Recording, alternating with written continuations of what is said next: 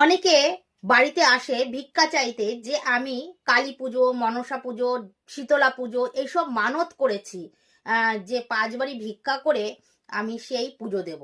এই জন্য আমাদের বাড়িতে অনেকেই আসে। কিন্তু এই ধরনের মানত করে যদি কেউ আসে তাকে কোনো পয়সা কড়ি আপনি দেবেন না। ভগবানের নামে, মায়ের নামে, শীতলার নামে, মা মনসার নামে যদি কিছু হয় কোনো মন্দিরে গিয়ে দিয়ে আসবেন। কেন এই কথা বলছি? দেখুন, আমরা ছোট ছোট ভুলের জন্য আমাদের অনেক সময় পস্তাতে হয়। যে মানুষটি আপনার বাড়িতে ভিক্ষা চাইতে এসেছে কোনো পুজোর নাম করে, সেই মানুষটা যে সৎ চিন্তা নিয়ে এসেছে এটা তো নাও তো হতে পারে। মায়ের নাম করে হয়তো পয়সা উপার্জন করে সেই পয়সা দিয়ে সংসার সে চালাচ্ছে।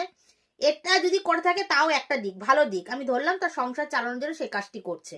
কিন্তু অনেক সময় আছে যে ভুল, কাউর ক্ষতি করা, কাউর খারাপ চাওয়া, এই ধরনের মানতও অনেক সময় করে থাকে। সেই মানতও কিন্তু অনেক সময় ফলে যায়।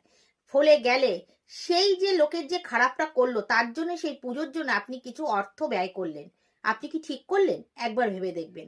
তাই জন্য এই ধরনের মানত দের জন্য যদি কেউ আসে তাকে কোনো কিছু দিয়ে সাহায্য করবেন না, বলবেন ঠিক আছে, তুমি মানত করেছো, মানতের দায়িত্ব তোমার, তুমি পুজো দেবে, আমি কিছু দিতে পারবো না। যদি তারপরও মনে কোনো সংশয় থাকে যে ঠাকুরের নামে এসেছে আমি কিছু দিলাম না, আপনি কোনো মন্দিরে গিয়ে আপনি যে অর্থটা তাকে দিতেন সেই মন্দিরে গিয়ে সেই অর্থটা সেখানে দিয়ে দেবেন।